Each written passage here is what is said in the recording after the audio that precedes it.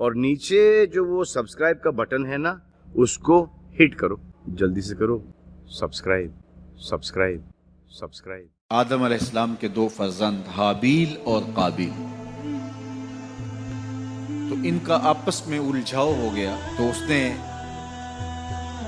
اپنے بھائی کو قتل کر دیا۔ معاملہ یہ تھا کہ جو سلسلہ تھا بقائے نسل انسانی، افزائش نسل انسانی اور فروغ نسل انسانی کے لیے، وہ یہ تھا کہ چونکہ ایک ہی باپ کی اولادیں تھیں، تو جب ولادت ہوتی تو ایک بیٹا اور ایک بیٹی پیدا ہوتی، تو یہ بیٹا اور بیٹی جو ایک دفعہ پیدا ہوئے ہیں، ان کا آپس میں نکاح نہیں ہو سکتا تھا، تو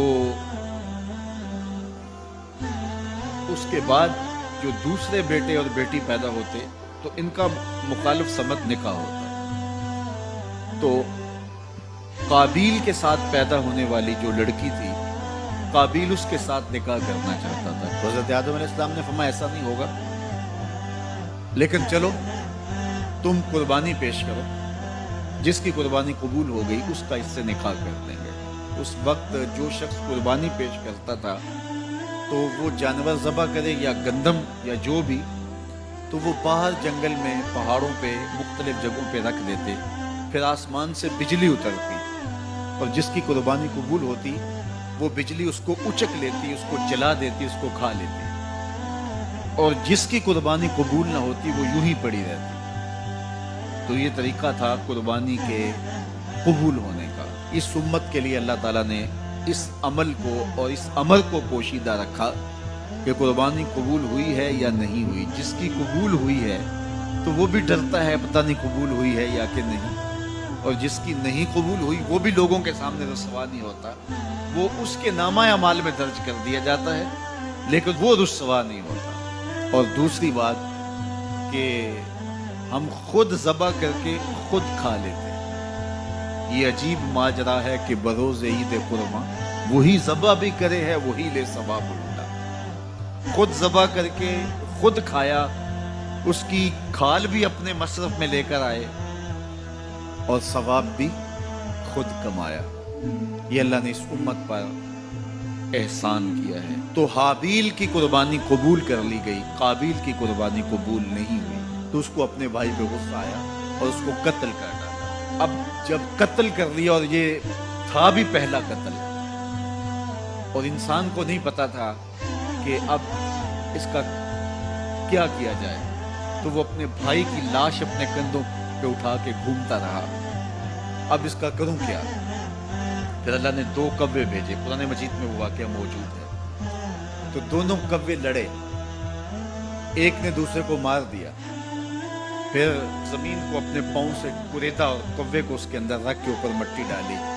تو قابیل نے ایسے سر پہ ہاتھ مارا، کہا کہ یہ کوا جو ہے یہ تو میرے سمجھدار نکلا اور میں نہ جان سکا اور یہ جانتا ہے، تو پھر اپنے بھائی کی لاش کو دفن کیا۔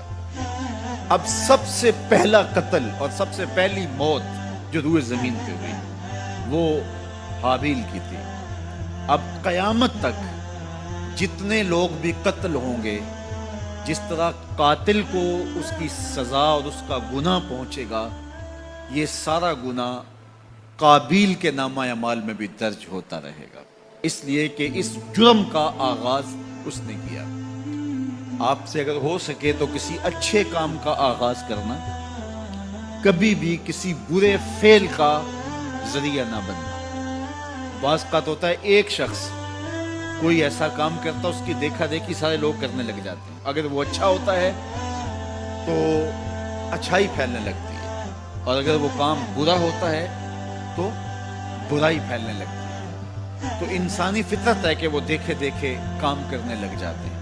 تو میں آپ کو یہ کہوں گا، کوئی بھی عمل ہو تو آپ کبھی بھی کوئی کام کرنے سے قبل یہ ضرور سوچیں کہ میرے کسی عمل کے تتبع سے کہیں جو ہے وہ میرے ذمے، میرے کھاتے کو ایسی چیز نہ آ جائے۔ اور اگر کوئی اچھائی ہے تو وہ حضور نے ایک دفعہ فنڈ مانگا، تو ایک شخص نے کھڑے ہو کر کے کچھ پیش کیا، تو اس کے دیکھا دیکھی باقی لوگ بھی شامل ہو گئے.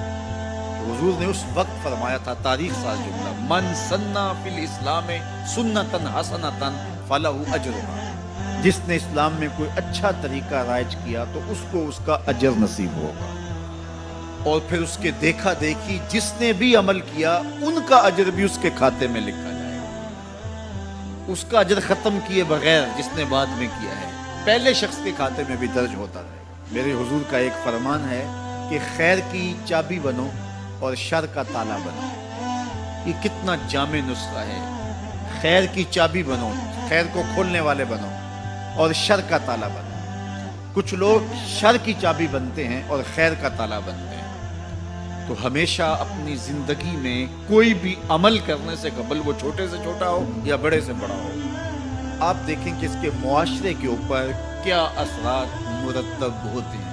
آپ گلی سے گزرتے ہوئے کوئی پتھر کا ٹکڑا اٹھا کے ایک طرف کر دیتے ہیں تو آپ کے دیکھا دیکھی کئی